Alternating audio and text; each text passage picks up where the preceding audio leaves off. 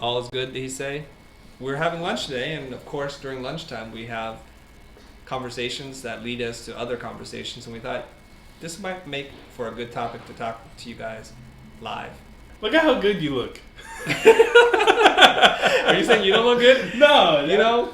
Turn the camera Okay, around. hold so on. you Let can me see. turn the Look at camera this. around. There Guys, you go. this is ridiculous. Look at my picture compared to Chris's. I'm like this dark troll in the corner. Ben, there was no accident that I claimed this side. I knew where the light was going to be, and there you are. You sat down there like 45 minutes ago. You know, if you can set up the camera, you get to claim the spot. Now, how come I can't control the chat on my side here? What am I doing? Okay, so pop. Oh, there it is. Scroll There up, it is. Okay. and then there's 3 dots, and then you gotta scroll up more. Click over here. There, you just do it for me, dude. Yeah. I gotta turn the volume. 1 second, guys. I want to get started. Ben's helping me out. I'm gonna turn the mute off. Oh, you're watching our Spartan logo challenge, and then this thing popped up, so you switched over. Excellent. So now I can monitor the live chat while we're doing this. Super cool, guys. All right, let me give some context for what we're talking about today. This is very much a business-oriented thing. It's not about a logo challenge or giving you guys any kind of constructive feedback on what you're doing. What's up, Ben Chadwick?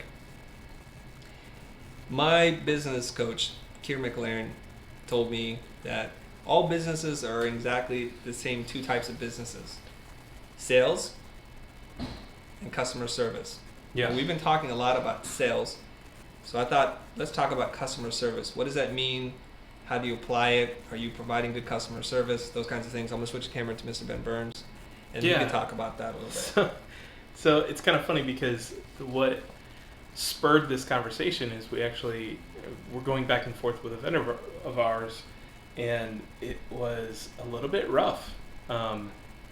We've kind of experienced some rudeness on their end, and I was feeling a little bit fiery on the way to lunch and just kind of, venting to the guys, and we realized that it boiled down to customer service. You need to scoot in a little bit closer.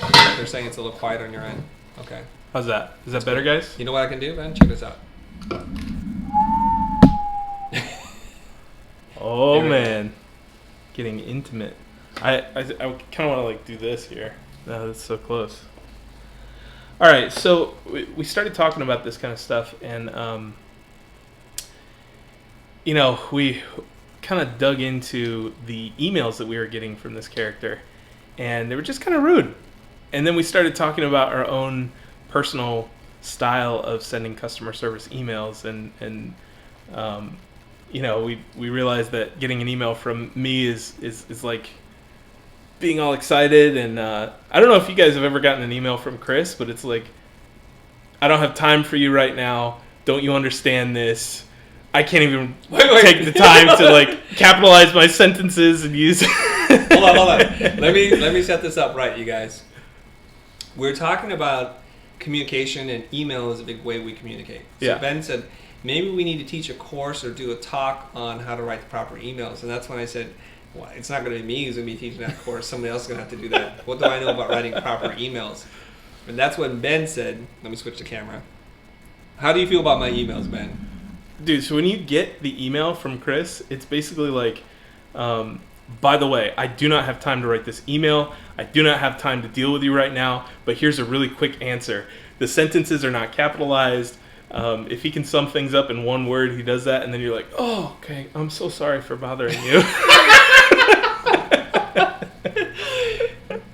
Now, you guys know that that's not the intent of my emails. I just have hundreds of emails to plow through, and that's what I do. And so it was just brought up to my attention that on the other side, it sounds very different than the way it sounds in my own head. I don't capitalize because I'm a much faster typer, just not dealing with that. Plus, when you go to design school, there's a phase that you go through where you use all lowercase because it's more legible, and it goes into the idea about illiteracy, that we actually teach our kids to learn 2 different alphabets, and they're not really connected. The uppercase A and the lowercase a have nothing to do with each other. Mm-hmm. And as I learned today from Niels Lindstrom about the Roman capitals versus the nuptials or something like that, how they decided to write each letter much faster. So the A required so many strokes, in the Roman capital, and the lowercase, this other way of writing the alphabet was much quicker. It could be done in 2 strokes versus 6. Right.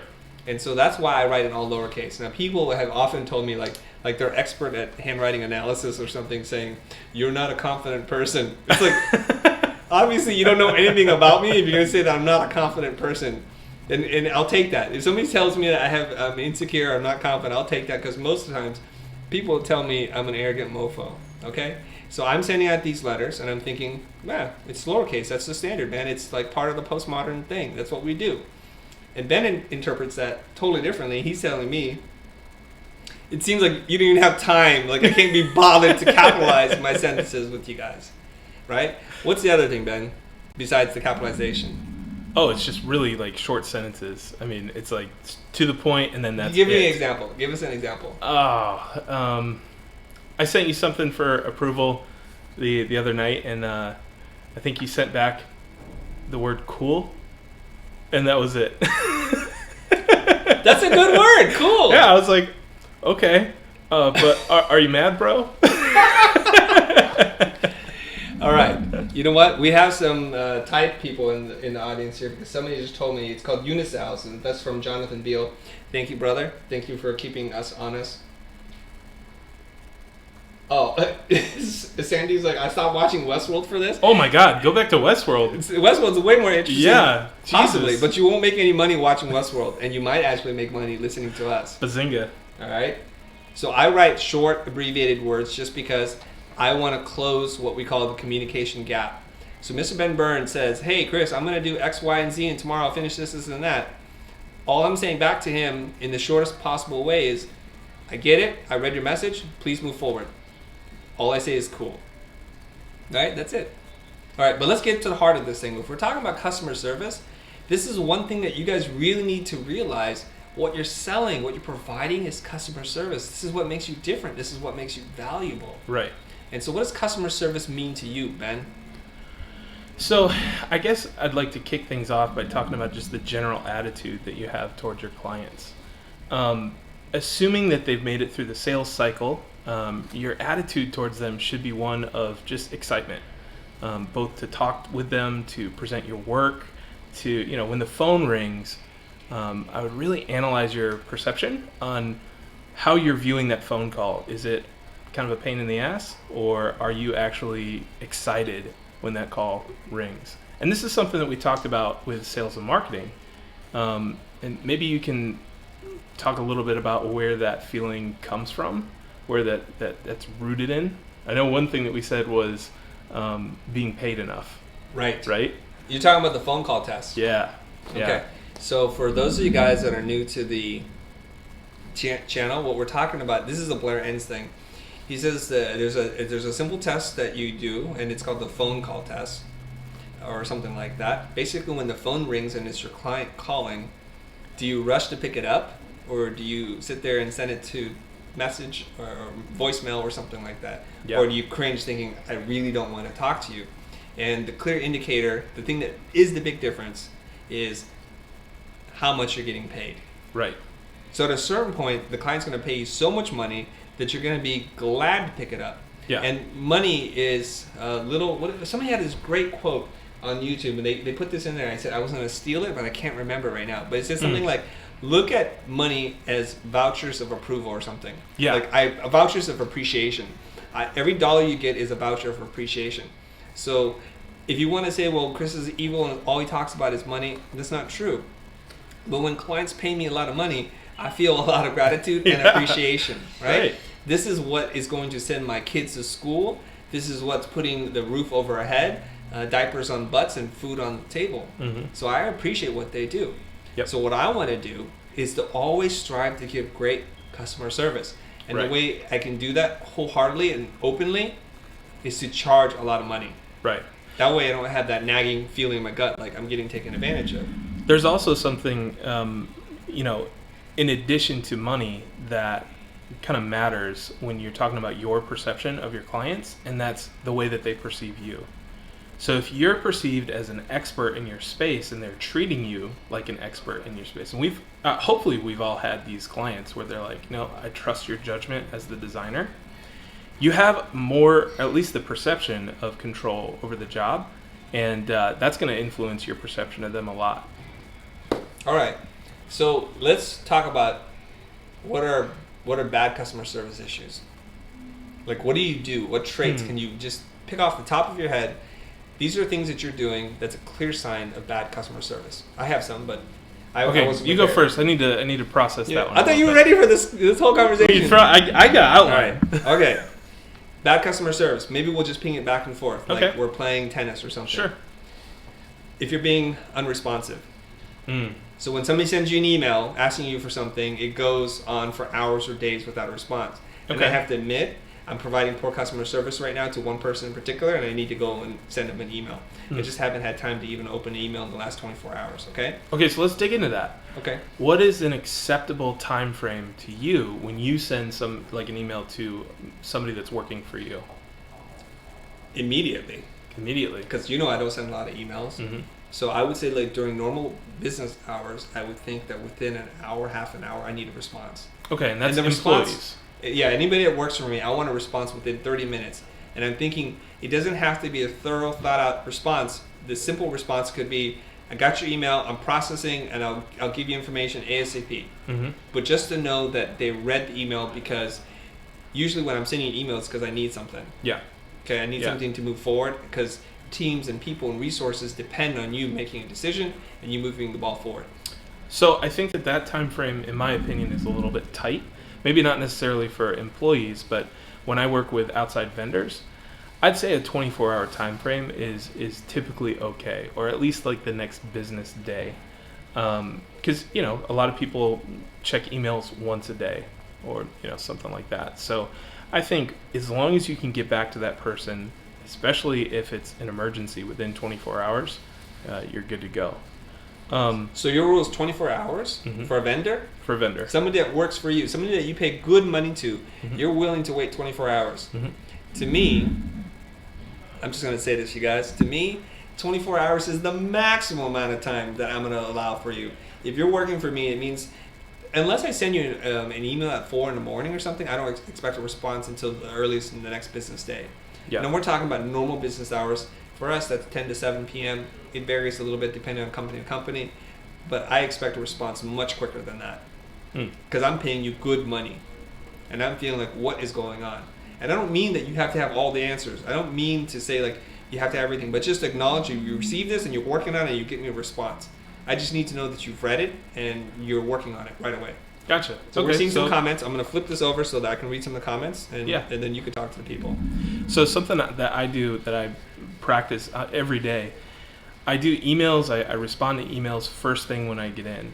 And I think I'm the only one in the office that does this, but I actually adhere to a clean inbox principle. So that means every single morning at about 10 o'clock, and then every evening around 6, I go through and I clean out my inbox. If there's something that I have to do that I can't get to right there, or it's going to take me more than 5 seconds, I will add it to my to-do list, send a response to whoever sent me that email, saying that, hey, got it, it's on the list, I will hit to, I'll get it as soon as I can. And then that email gets pulled into a subfolder. And so every night when I go home from work, and then every morning when I come in, I have a spotless inbox, and that feels great. Okay, that's cool. So you're very responsive. I just want to acknowledge somebody who's, it's Vivian from Nairobi. He's watching his show. It's 3 o'clock in the morning, so he's saying, wow. What's up? Love the content. Hello, what's up, man? Glad that you're staying up, but you probably need to go to sleep pretty soon.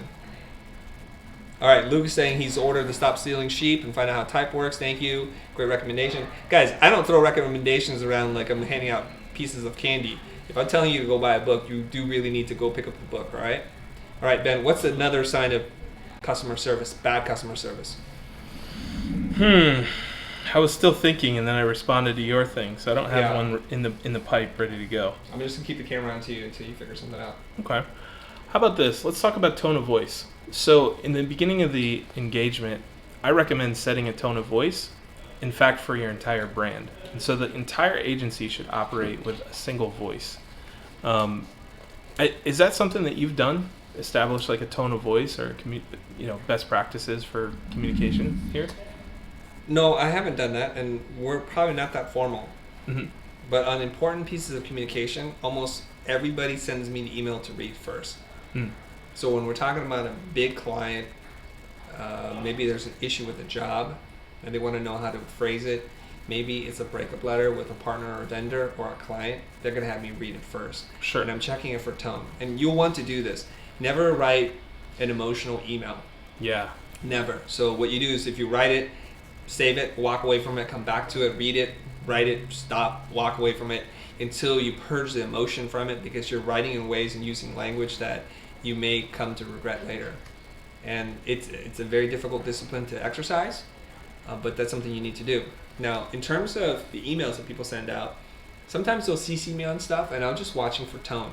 Mm-hmm. And everybody here that's in a position to be talking to the client, they're mature, they're professional, they realize what's at stake, so they will write things that even sometimes they might have to bury their own frustration and write a clean email, and they need to do that. Their jobs are on the line, our jobs are on the line, so we need to be very careful about how we write and communicate to others. Yeah. Okay? Yeah, so, something that is bad customer service, in my opinion, is to kind of go off-brand with your tone of voice in your email. So if you're super chipper, if you're using a lot of exclamation points in the beginning of the relationship, and then half the way through the job when they're asking for that 14th revision, you send them some nasty email, or you're just totally not respectful, or even just lower that cheerful kind of aspect. That's bad customer service. That should be standardized. Somebody's asking about, is it better to not send a response or a short, terse response? My answer is neither. Yeah. Non-responsive not good, and a short, rude one isn't good either. What's your problem? I mean, are you angry? Are you not getting paid enough? Why would you send an angry or rude message to your client? We're talking about client interaction here. We're not talking about the vendor relationship, okay? Yeah. We're talking about a client who is basically paying for your livelihood, and I take that very seriously. All right? It doesn't even matter at this point in time if it's a high-paying client. Once you accept them as a client, you have a professional obligation to do your best for the budget that you pay. Yeah. So I think a lot of people are kind of experiencing where they have like awesome clients and then good clients and then horrible clients. This is indicative of like low-paying work where you just have a variety of people. And so a lot of times when you're working in that low-paying sphere, you kind of have different ways of approaching those different tiers of clients. And that sucks.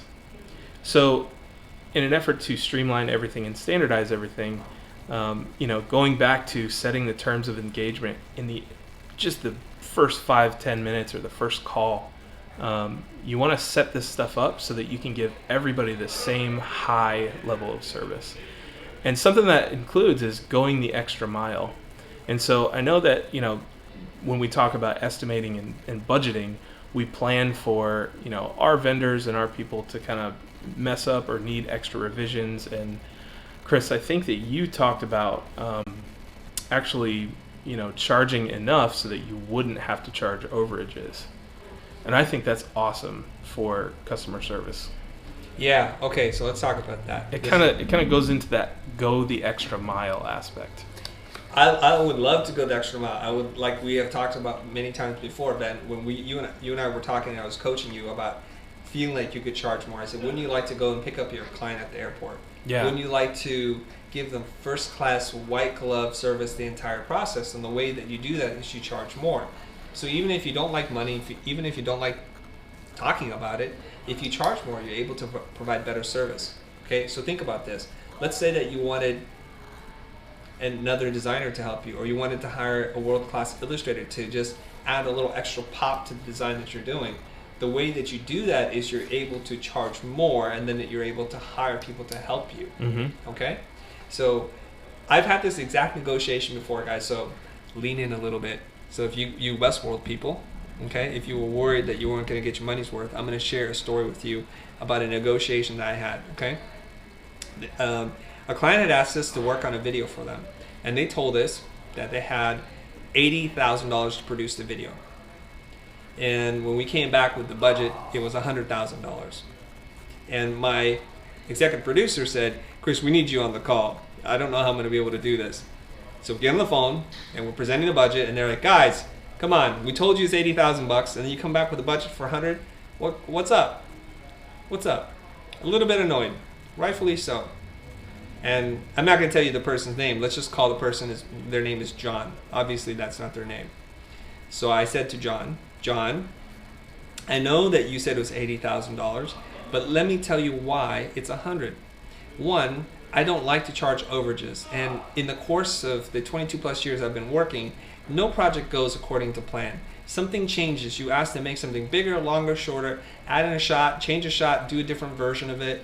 I know these things happen, and they happen all the time. When we do the budget for 80, as you had previously requested, I know it's really tight, and when you come and ask me for something, I'm gonna have to tell you I have to charge an overage. And that, to be honest, strains our relationship, and that's not one that I want to foster with you. So really, honestly, guys, if you want me to do it for 80, I will do it for 80. But don't be surprised if changes come along and it goes to 100 or even more. But I know if you agree to the 100 right now, there won't be any issues, barring some catastrophic changes that you make. But all the little things I can deal with, and we will have a great relationship. They say, okay, fine, thanks for walking us through that. Now, we got off the phone and we're all thinking, well, this can go either way. They can call back and say 80, which I don't have a problem with, or they can come back and say 100. And 24 hours later, they called back, and guess what they said? We'll give you 100,000. And we did the job, and they were thrilled because we went the extra mile. There's also this other thing, guys. I don't mean to go out and say, fleece your clients of all the money. To go and get $100,000 and do $2,000 worth of work. That's a big responsibility. So I go back to the team and say, guys, they agreed very graciously to give us the $100,000 to pay 20 more than what they could afford or what they originally budgeted. We better do a really good job. And so the guys cranked. And every time I looked at them, like, okay, let's make it a little bit better. Let's push here. Let's push. And we did something that was really great. So who knows? In my estimate, maybe they got $150,000 worth of work from us. Who knows? That's a big responsibility to take on. And that's why we charge more. All right, I'm going to turn the camera back to you, Ben. You talked to him for a while. I'm going to read some messages. Yeah, okay. Sherman saying aloha. People from the Philippines, all good. So somebody's asking about templates, and I think that this is a great idea. When I was running my agency, I actually had this stuff. I read Michael Janda's book, Burn Your Portfolio, and he's got this whole section in there that he calls canned content. And what he meant by canned content is content that you pre-wrote to handle common situations, to save you time, and to save your tone so that everything is standardized. So some situations that happen all the time in our business is, here's our portfolio, our capabilities deck. Look this over. Hit me back when you're done. Here's our first round of revisions. Look this over. We'd love to hear back from you. Here's guidelines for feedback. Some of the more technical stuff, dealing with content. These are things, when you're designing websites. These are things that you can pre-write and save in a Google Doc or something so that you can actually just throw in there. Chris actually does this thing with macros, right? Don't tell all my secrets, dude. I'm telling you, man. all the way. Power mode here. I don't know why I'm down to 20% power. Do we have an extra cable or something, Ben? I got one. Yeah, all right, give me a charging lightning cable. Guys, I'm going to keep the show running while Ben Burns gets the lightning cable from me so that we have power. So we were talking about canned content. Canned content. I'm down to 20% power. I want to call out somebody right now. Photoshop Lover says, oh man, this drives me nuts. Someone would make a killing if they offered a go-between service so the designers didn't have to interact. We just design. Okay, there is such a person. You can actually call me. I will do all your negotiations and I'll take 20% of the money. If you really, really want me to do that, I will do your negotiations for you. I'd be happy to, all right? Next. Let's see what else we got here. Somebody asked, are you ever intimidated by the client? How do you get pumped up for a meeting without being too cocky? That's from Rachel Marie. All right. I gotta close this door, it's loud. A short one. Just do it from the computer because we don't have an extension cable that long. So Rachel Marie asked, how do you pump yourself up for a client call and not be intimidated by them without coming across being really cocky? All right. I find that a lot of people are on one end of the spectrum versus the other. Okay?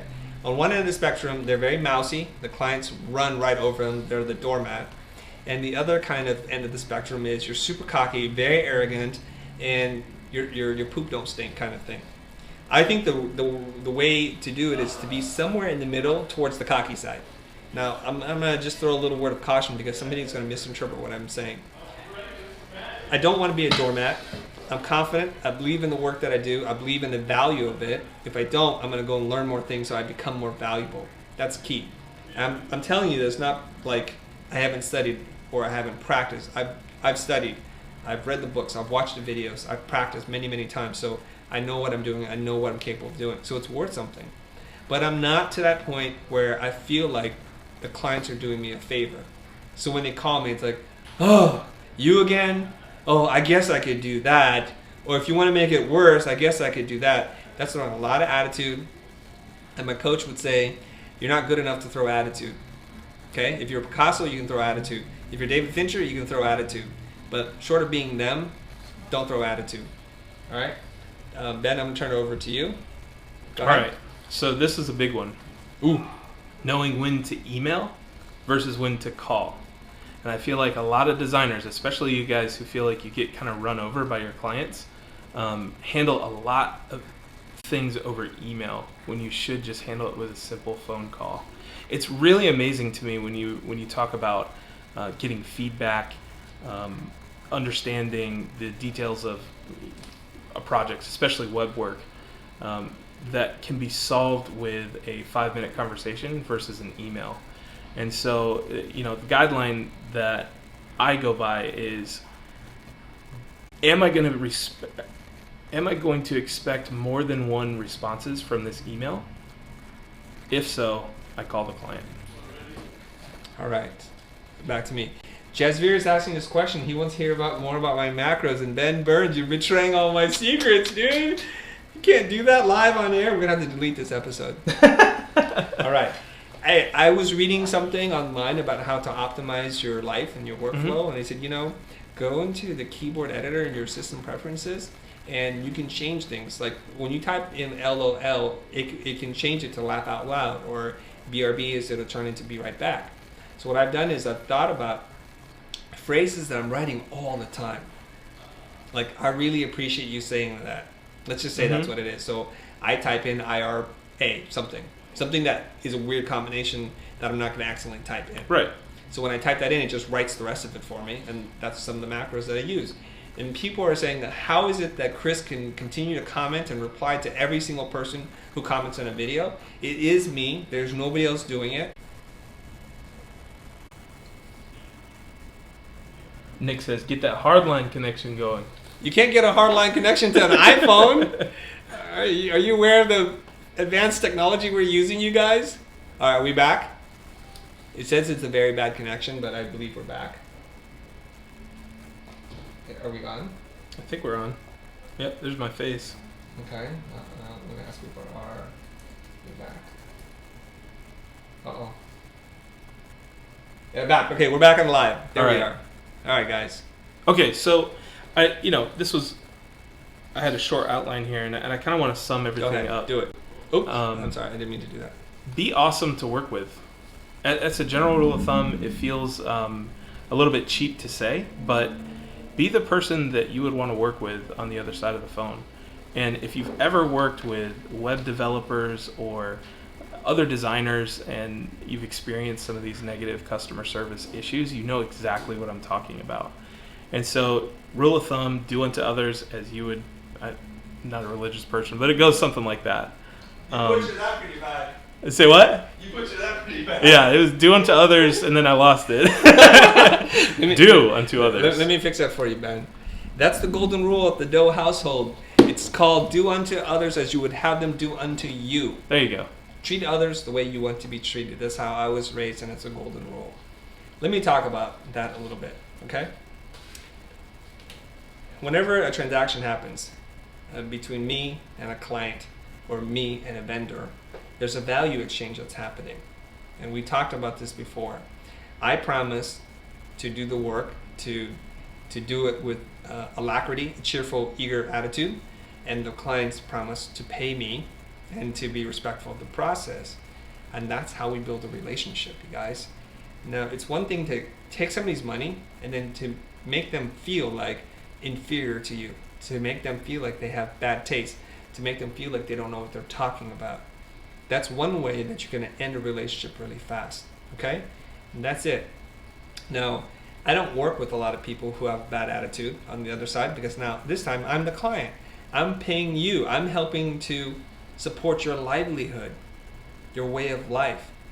Please don't treat me with disrespect. Do not talk to my team or anybody on our entire pipeline in a disrespectful manner. Even if you feel frustrated, even if you feel angry and anxiety and all these kinds of things, put it through this filter of professionalism. Make sure you say things in a way that doesn't alienate you from your client. Because you can be a righteously indignant person and be broke, or you can bite your tongue, be a professional, and provide great service to the client. Next time they come calling, and you know that the history is that they want a lot of changes from you, charge more. That's it. We're only annoyed when the changes come because you didn't get paid enough. That's a truest test that you're not charging enough money. And I promise you, there are a couple of clients who call me. I'm happy to pick up the phone all the time because they pay me enough and they treat me with respect. All right, let's go back to you, Ben. Well, another thing you guys got to remember is that you are not your work, right? So when a client has feedback that pisses you off, he's not talking about you. He's just talking about the work. And he's paying for this to be done, or she's paying for this to be done, and it's your job to get them to where they want to go. So there's another nugget of wisdom from Michael Janda's book, Polishing Turds. I'm seeing a lot of comments on, what if they want to add personal stuff like sailboats in a logo, and it has nothing to do with their business. Honestly, it's their logo. So, you can only advise them. It's their company. It's their company. It's not their logo. It's their company. Yeah. It's everything. Yeah. That so they built. You have to. Aesthetics have to take a back seat sometimes with certain clients, and that's okay because they're paying you to service them. All right, I'm ready. Check this out. Okay. Somebody is saying that the correct term, this is Adrian Lloyd, now we're going to splice hairs, I suppose. He said the correct term is treat others the way they want to be treated. Then there's a big difference. Well, I got to be honest with you. I don't know how other people want to be treated, but I want to be treated like the first-class prince that I am. So I'm going to treat other people like that, and that's going to work for me. Adrian, you do it your way, my friend. Very few people can even understand other human beings. Forget about how they want to be treated. If you just live by the way you want to be treated, you'll be 200% better than you are today. Now, let's talk about clients who are just jerks, just horrible human beings to work with. In my life, I've had to resign exactly two clients, because they were fools, okay? The first client, and both of them were around identity design. And this was about the midpoint in our career. So I'm going to say about 8 to 10 years in. Both of them are in the entertainment space. One of them was a post-production company, and they asked us to create them a logo that had a story baked in. And the reference point was, make me a logo like the DreamWorks logo. The boy on the moon fishing for ideas. That's DreamWorks. That's how dreams work, right? And so we came back with these beautiful stories. Each one of the logos had a story. And then he said, oh, okay, these are really cool. Let me think about it. So the next day, or whenever we met next, he's like, I talked to my wife and my daughter. And those are two just like warning signs that are screaming, red flags going up all over the place. I talked to my wife and my daughter, and they said this. And then he made this comparison. He's like, when I work with an interior designer, they show me a lot of samples. Like they just bring in swatches of fabrics, different chairs, sofas, all that kind of stuff. I said, his name's not Michael, but I'm saying, Michael, look at me. Interior designers don't make anything. I crafted these things out of nothing for you. These are handcrafted ideas and concepts tailored for your specific needs. Please don't compare me to an interior designer where they're pulling swatches out of a catalog, which they've done nothing with, okay? And if this is how you view the process, I actually don't think we're a good fit for each other. So here's what I'd like to do. I'm going to refund your money 100%, and we're going to be done with this. The only thing is don't use my ideas. And he was taken aback. He was like, well, wait, Chris, maybe we can work this thing out. I didn't mean it like that. I said, well, what do you mean then? Okay? And he says, well, why don't I just think about this? Let's cooler heads prevail. I said, that's totally okay. So I only had 2 outcomes I was looking for. Either A, I'm done with the job, we're done, and I never looked back. Or 2, he comes back, hat in hand, saying, I'm sorry, what should we do, master, kind of thing. It didn't have to go like that, but So obviously, 2 days later, he calls me back, and guess what he said? What should we do, master? No, he did not say that. He did not say, what should we do, master? He's like, I thought it over. Okay, I understand you don't want to do this project. I'll be happy to take my money back. Because I knew what this guy was about. He was about money. He couldn't just help himself to think about how much money he can actually put back in his pocket. So I gave him an opportunity of a lifetime. I said, take all your money back. It's probably $12,000. I can't remember how much we were charging for that identity system back then. And he took it back. And the thing that he did was a piece of crap. It was literally somebody typing one character on a keyboard and picked a bad typeface and said, there's your logo. Well, all right, congratulations. You got the ugliest logo around. Good job. You saved a lot of money. I'm not a good fit for you, and that's totally okay. Right. That's 1 of 2 times. You got a story that you want to share? No, not a story. I want to ask you. Okay. Did you see any red flags in the beginning of the engagement? No. No red flags. So it was just kind of like a snake in the grass. Well, he's a business guy. Okay. And he worked with a lot of creative people, so he fancied himself a creative person. And so you can't see that. I mean, most of my clients are business people that like creative things. Sure. That's why it works. But I knew the red flag was when he said, I showed my wife and my daughter. I'm not dismissing women, but I'm saying is, if it was a woman that said, I showed my son and my husband, it would be the same red flag for me, which is, what did they got to do with this business? Were they in on the brief? Yeah. Because if they're the ones I need to design a solution for, they should have been in the meeting. If it's the mom CEO, let me talk to the CEO, because I'm wasting my time with the underling then. But He was the business owner. So I was out, guys. I was out. The second time that we refunded the money was almost exactly the same thing. It was for a director, and the contrast in the reaction was even greater. Look at this, okay? Director came in, and he was directing. He was an executive producer representing a whole house of directors, big time. Did a bunch of logos for him, put them all on the table, and he and his partner friends looked at the thing, and they clapped their hands, applauded. Wow. And I don't have that many presentations where people are applauding for me, right? And I was like, okay, that's a little bit much, but cool. They go home, come back 2 days later, and you know what they said? We thought it over, and we thought the work was underwhelming. That's when I said to my executive producer, resign the client, I don't want their money, tell them take their money back, I'm out. How do you go from applause to I'm underwhelmed? Like, do you just applause like a monkey every time you see work? Why would you do that? Yeah. So I know I only work well with one type of client, a discerning client who knows what they want. Right. If you have no idea and you have no taste, I'm not for you. You save your money, go somewhere else. There's a whole internet of people who don't do great design. Go work with them. Pay the lowest amount of money and be well, my friend, because we're not a good fit for each other. Right. I'm starting to sound really angry on a Friday. I'm going to put the camera on you for a little bit so I don't sound as angry. Okay. Well, I have a horror story. If I know you have horror stories I'm going to pull out your horror story. All right. So I've told this story before. I had a verbally abusive client. That's the one she was just horrible to work with. I mean, she stooped to calling me names like a fifth grader. I'm not even What kind lying. of names? Like, oh, you idiot. I mean, a bunch of swear words, and it was just... You effing idiot. Yeah, it was just like, it was bad. And it was one of those things where we would get through an entire round of revisions, multiple rounds of revisions. I would have approval forms signed, and then she would want to go all the way back to the beginning and start the entire project over again. And this was a web project, so this meant redoing development. And finally, I basically had to scream back at her. Now, we'll get to that point in a moment, but I wanted to talk about the red flags that I saw in the initial kind of phone call when we were talking about prices. So this was when I was first kind of being mentored by Chris, and I had just read Win Without Pitching. And so on this first phone call, we negotiated a rate, and this was like the first time I'd ever talked about money on the phone with a client.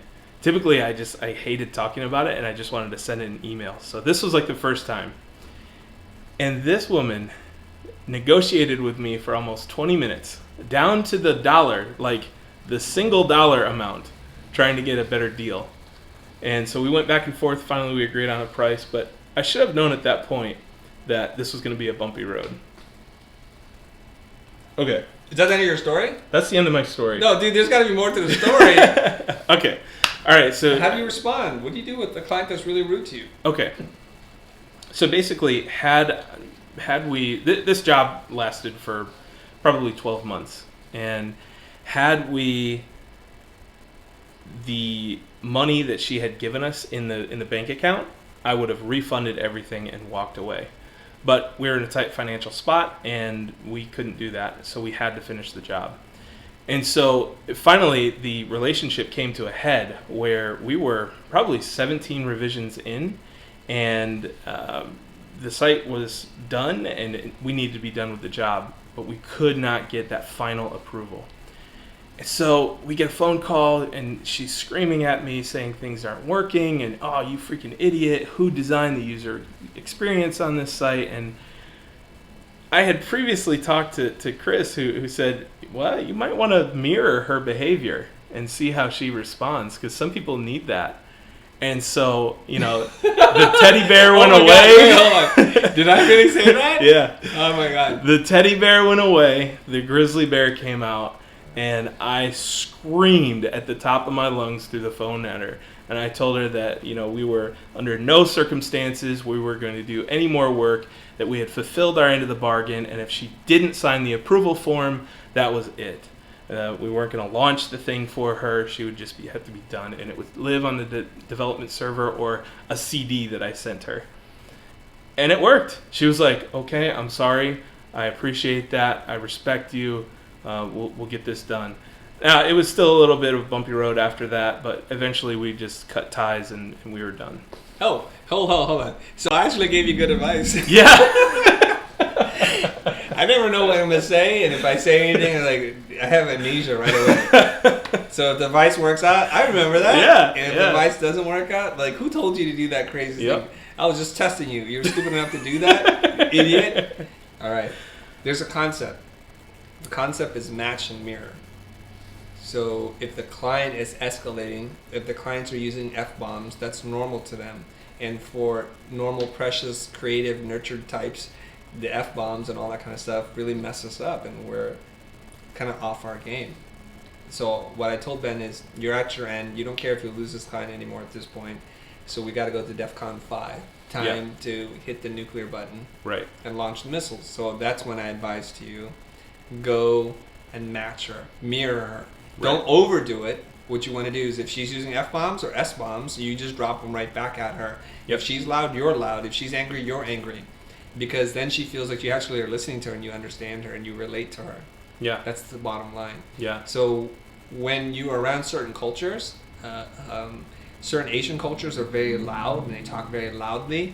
That's just a form of affection, believe it or not. It sounds like they're yelling and fighting with each other, like some of my families, like my relatives. Sure. They will talk like that, and I stand by, I'm like, ugh, that's so weird. Yeah. But that's how they relate. Everybody starts saying it louder and louder. So one time I spent a whole week fishing with my uncles and my dad. And when you spend enough time with them, they're all talking louder and louder and telling more outrageous stories. And I find that I'm talking louder and talking more outrageous stories. And this is how we connect with each other. Yeah. So if you want to be seen like an insider, a person who can relate to them, then you have to match and mirror. Conversely, if somebody is a very soft-spoken person, somebody is very careful with their words, if you want to connect with them, you also need to be soft-spoken. Now, we'll provide a link down below. Somebody will do it. I'm not going to do it, you guys, so don't bust my chops for it. A link to Tony Robbins' talk on the concept of match and mirror, about how to build rapport. I've watched that video. It's very helpful. He talks about this in depth.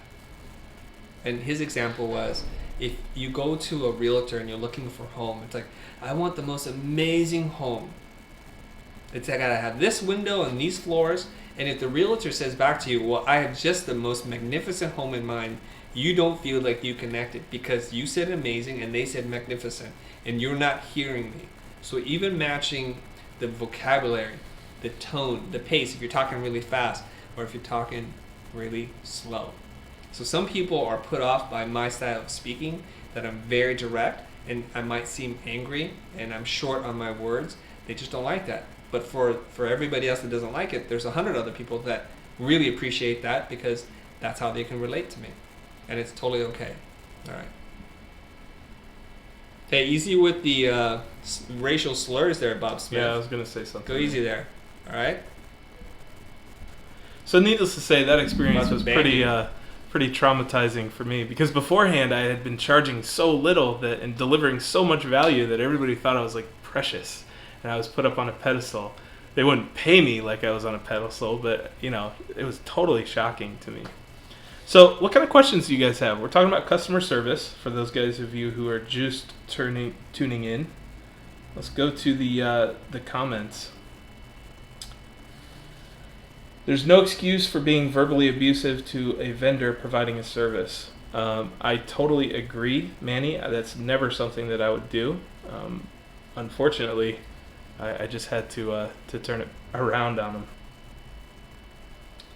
Anything else, man? I think that's I it. had to meet I'm somebody looking for that was being a little silly. Yeah, I saw that. I was looking for some questions. What if you can't afford to fire a client with the full refund because you're a solopreneur?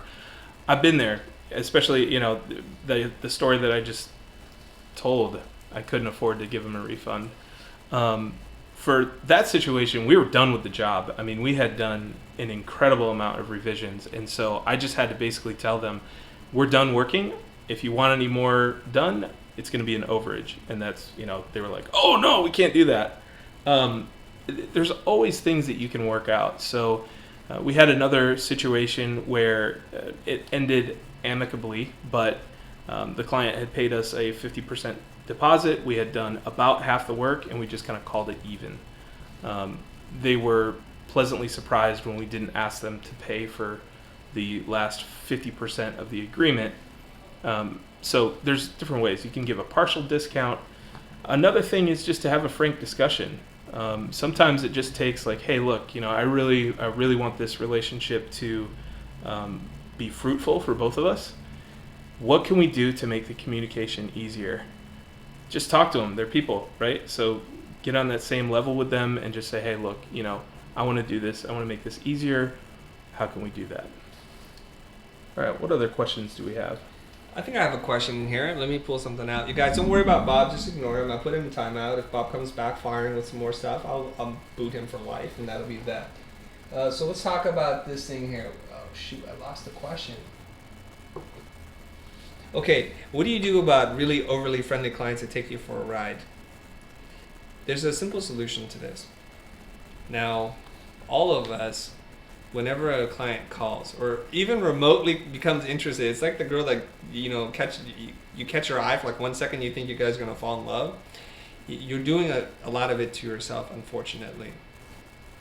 This is why I encourage you guys, if somebody's inquiring about your services and you know that in the past people have not been able to afford it or it's been just jerking your chain around, you do need to talk about money pretty quickly. Mm-hmm.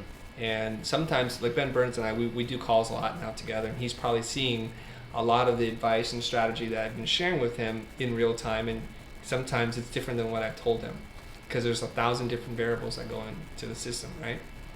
We were talking to a potential client, and they mentioned hiring one of the big 5 branding firms in the country, maybe in the world. And so Ben looks at me like, are you going to talk about budget? I'm going to look right back at him and say, I don't need to talk about budget, because if they're considering the top 5 branding firms in the world, I know they can afford our little butts. There's no problem there. Man, I scrawled like, how much do we charge? I was like holding it up, the sign. And I'm like, no, don't worry about that. Like a ring girl walking around the meeting room. My whole thing is, if they can afford us or not, and I have to ascertain that. Sometimes you have to ask them up front and be very direct, because people will take all your time. People want great free advice. Wouldn't you get it if you can get it for free? I would. Yeah. Right? If people are willing to give you free advice, you would take it. So the first thing is, ascertain if there's a project, figure out if you're talking about money, and talk about that up front and be just matter of fact about it. What are we talking about in terms of budget? Oh, maybe I'm not the right person to help you, but I can recommend some other people. And if we just want to chat about the weather or the Yankees or whatever sports you're into, chat about that. And then put that off the table so you don't have to worry about that. There's this one little trick that I learned from a friend of mine who's Eastern European. And he had a lot of charm. He had a lot of charisma. And the way that he would say things made you feel like you had to do it. And I want to tell you guys what it is so that you can be aware of a red flag. And the red flag sounds something like this. I love the work, Chris, but how hard would it be to do this? Oh, I hate that. How hard would it be to do this? And then you would say, well, that's not hard to do. And somehow, before you know it, you committed to doing this thing. You're just giving him an estimate of time and labor. Yep. So the proper way to respond to that is, Ben, I'm going to put you on the spot. How hard would it be to do this thing? So hard. Oh my God, you don't even know how hard it's going to be. Let me tell you about the difficulty. It's gonna be $1 million. You can't do that. Seriously, you have a better response to it than that, Ben? No, I put all my energy into that one. That's it? That's all you got? All right. You can't say it's not hard because everybody in the room knows it's not hard. Okay? Here's how you respond to it in the proper professional way without becoming an actor. The way you just say that, what you're asking to do is not hard, but a lot of not hard things adds up to a lot of work, and that's kind of out of scope. My suggestion would be to do this. Instead of making these incremental changes, which seems like they're not much at all, I'm going to collect feedback at this point in time. And so we'll gather everything that you want to do, and we'll do it at this point. And that'll count as one revision against the 3 revisions you have. Does that sound fair to you? Ooh, that was super smooth. That's All right, so we got another question. Right, hold on. Let me turn the camera to you. Yeah. How do we handle unresponsive clients? This is a good one. So these jobs just stretch out forever, right? You do the first 2 rounds, you're in this awesome groove, and then poof, they disappear. Now, they put a deposit down, hopefully, and you are okay with waiting for a little bit, but then 6 months down the road, when you've totally forgotten about the job, they come back and like, hey, I want to do this again, but everything's changed. I've been there before. One of the things that we started doing was putting time brackets in our proposals and in our SOWs. This, half of customer service goes all the way back to that initial engagement, figuring out the SOW and figuring out the contract. So if you put a time bracket in there, clients must respond within 72 hours or else, or things like we have 6 weeks budgeted for this job. Any further time due to any client delays will be charged at an overage. Having that specific language in the contract and discussing that with the client up front is a great way to handle that. Excellent. Look, this episode is all about customer service. What do you do? How do you provide better customer service? When are the triggers that you're not providing good customer service yourself? Because we're often looking at others but not looking in the mirror. I do want to just address this question really quickly because I'm sure it's going to come up more often in the near future. From Redefine is asking, are we going to do more web design episodes? He feels like there's a lot missing there. Let's be honest with ourselves here, guys. In the world of design, there's an infinite number of subjects and topics that we need to talk about. But as you can see, there are not that many of us. Like Ben is not even working full-time for TheFutur. He's just helping out from time to time. There's only 2 full-time employees here. So let's just put that into context, you guys. We do not generate enough money from doing this for it to support all the things that you guys want us to make and to bring on more teachers and writers. Yet. Okay? But we have to then just prioritize what is it we're going to talk about. So currently, we're talking about a couple different things. One is about the business of design. That's always going to be our core competency. That's what we're going to talk about. That's what I know a lot about because I've been running this business for a long time. The other thing that we'll be talking about a lot is logo design because there's a lot of new fans coming into the group and logo design is something I can talk about. When it gets into web design, that's not necessarily my core competency. I'm not telling you I'm a web design expert. I've not read a ton of books or studied a lot of theory on it. I'm not going to be trying to peddle things I don't know about. And that's why Ben Burns is here. He's going to be doing a lot more web content whenever that might be. But he'll be talking about that. All right. Yeah, and basically, guys, it's just bandwidth at this point. We are so busy here. I've got a lot of content planned and in the pipeline. It's just getting it out. Yeah, like your 24-hour day video. That's coming. I worked on it last night. You're supposed to only have 24 hours to work on it, Ben. All right. All right. Another question that came in was about when you fire the client, do you give them 100% back? Now let's think about this. When it gets to a point in which I say it's over, I don't want to see you ever again. Well, I don't want to see you ever again. I want it to end really fast. Okay, so I say, here's the money, so we can just sever ties. I don't have to do anything anymore, and I'm done. My life is better. I'll move forward. If you get into a situation, let's say it's $10,000, and you're like, well, we've done this work, and I don't want to work with you anymore, so I'm going to stop. I'm going to charge you $5. Then you get into this debate, and this thing is going to get dragged on. You just have to ask yourself, how much is your peace of mind worth, and how much is your happiness and taking on new clients worth? Because you're going to get stuck negotiating and dealing with payment terms, and they agree, and then they don't pay you, and they're walking away feeling like they paid for something that they got nothing for. It's kind of hard to sell the idea that you did work, but it's incomplete. What good is that? It's like somebody doing half the tile in your bathroom. Great, but what I do with the other half, okay? That's all. All right, let's get this into the context of customer service and understanding the relationship between you and the client. What else can we do? We should do some customer service right now and kick Bob Smith out again. Is Bob still in? You can kick him out? No, I cannot. Okay. Then you talk to the people. I'm going to kick Bob out. I'll ban him for life. I don't know what Bob is doing. So, in a case where you did not set the terms of engagement from the get-go, how would you go about charging such so that you stand for more than just a pixel pusher? It's really, really tough to change your positioning, to change somebody's perspective of you half the way through the engagement. That's why it's so essential to work on your positioning and work on those first 5 minutes, those first 2 phone calls, and really hone what you're going to say and the things that you approach the calls with, because it's I would say it's nearly impossible to change somebody's perception of you. Anthony Smith, I hope that answers that question. Drunk Saru says that I've avoided work for family or close friends, especially when I feel they can't separate business with pleasure. Whoa. That's a weird way to say that, drunk. But I agree. I've said this before.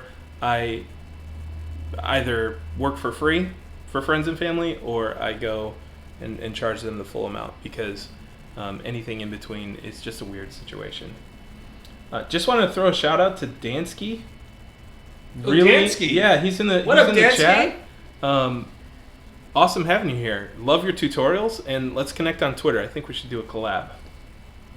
Yeah, I'm going to ask you guys this question here. Let me bring the camera back on me here. How many of you guys have 50,000 subscribers or more that you're watching and commenting right now? Dancy's one of them. So, if you have more than 50,000 subscribers, say me right now. Let me see if anybody's going to say that. Bob Smith. No! Bob, come on. You guys go check out Dancy's YouTube page. He does a lot of tutorials. He speaks with a cool accent. Where is he from, Ben? Are you from the UK, Dansky? Adrian Lloyd said, I don't avoid friends or family. My friends are all my clients, and they all pay well because they respect my boundaries. Hold on. Adrian, wouldn't it be nice? Hold on. Ryan's like, dude, I got none. How many of you guys have under 100 subscribers on your YouTube channel? Say me. Somebody go subscribe to Ryan, please. Who's got less than 100 subscribers? Come on. Here we go. Here comes the me's. Everybody just say me right now.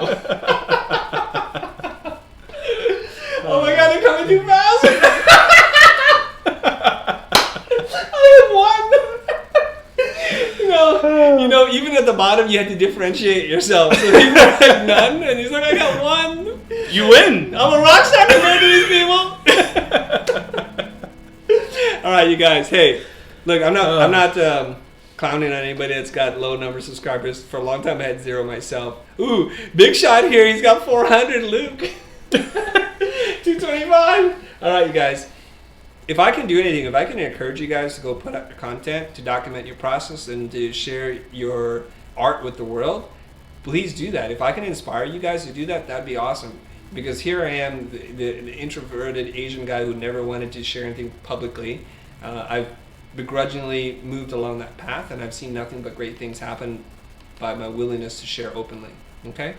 Oh, there's a big Zero Sub Club. That's a new hashtag, you guys. Why don't you tweet that at me? The Zero Sub Club. All right? Hashtag Zero Sub Club. Let's just embrace who we are. Dude, Ryan, Dansky sub to you. That's awesome. There we are. That's a big win, man. There we are. Zero Sub Club. Hit me up on Twitter. I'm at TheChrisDoe, and just hashtag that, and let's make that Reppin' trend. heavy. Adrian. Let's make that trend. Hey, Ben. I want to help you along. Here. Ben's got an Instagram account, guys. And Mr. Ben Burns, the bearded man, he has an Instagram account. What is it? Mr. Ben Burns. _? Nope. Oh. That's only for Twitter, which is Confusing tragedy. as hell, dude. Yeah. All right, Ben is at Mr. Ben Burns. Is that correct? Yes. You guys, he has about 800 or something followers. Let's check that number. Almost 900. Don't get insecure about it. Don't get insecure about it. All right, check this out. Whoa, somebody has 1 million? Khalid? You have 1 million? I don't believe that. You're for real. Ben, check him out. Click on his name and check it out. All right. So Ben Burns has almost 900 subs on Instagram. We want to boost his account a little bit. So if you guys like the feed that Ben's putting out, follow him. Of course, you don't have to. There's no obligation here, but you should. Now, the reason why I tell you this is I'm trying my best to help Ben because I've created a second Instagram account. And it's called @TheFutur List. And I'm at about 330 last time I checked. It's horrible. It sucks. So I told Ben, you better get on your Instagram game because I'm going to catch up to you. I'm going to lap you. And I'm starting my second account already.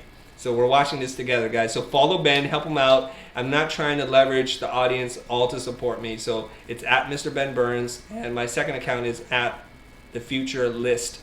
And I'll be sharing classic designs. Things from architecture, photography, people that you might not know about.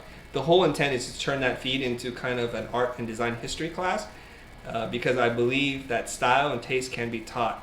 So I just want to share things that I think are really good, things that I'm aware of that may not be on your radar, okay? So I'm not going to be posting the latest trendy things. I'm going to go back to the masters, the classics, if you will. All right.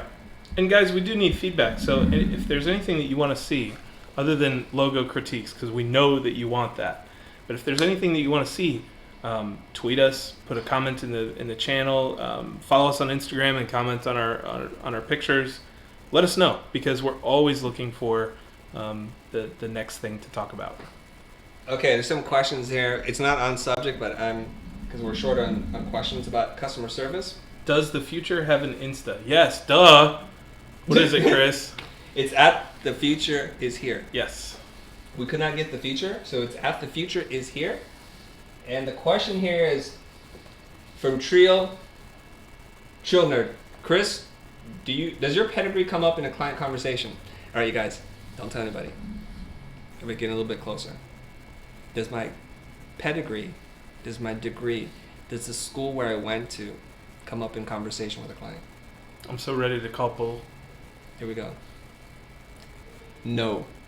Never. No. Nada. 9. That's it. It doesn't ever come up. Because you know why? Because when a client calls me and we have a meeting, I'm already qualified for the job. Do you understand that, you guys? I think in your world, some of you imagine the client has all this free time. They're running successful multi-million, in some cases multi-billion-dollar companies, and they have all this free time to meet with people they don't want to work with, only to question their pedigree when they meet them. Can you believe that? So I'm going to vet you, I'm going to bring you in, and you're going to meet with the CEO, and the CEO is going to ask you, what degree do you have? And then you're going to say, I didn't go to school. Like, well, that ends the meeting. I'm out of here. Well, who would do that? Let me just tell you one thing. If you're going to walk away with one thing from this conversation today, besides that you're in a service business, provide excellent customer service, the number 2 thing is going to be this. When the client calls, you're already qualified. Period. When they call, you're qualified already. So if you start trying to prove yourself, you're only going to seem insecure and desperate. And that's it. Okay, Mr. Burns, back to you. You ready to wrap this up? We've been on for an hour? We've been on for an hour. Oh, let's take one last question. I'm thirsty. One last question. All right, what do you do if your client is happy, but then their boss doesn't like it? Do you factor that in your contract somehow? That comes from Ann Lacey. And you should always be working with the decision makers. And that should be something in your first calls that you establish. Who is deciding on this? Is it the CEO? Is it the marketing manager? Is it your mom's sister's cousin? Who is the person that decides this? And then that person should be in the process as much as possible with you.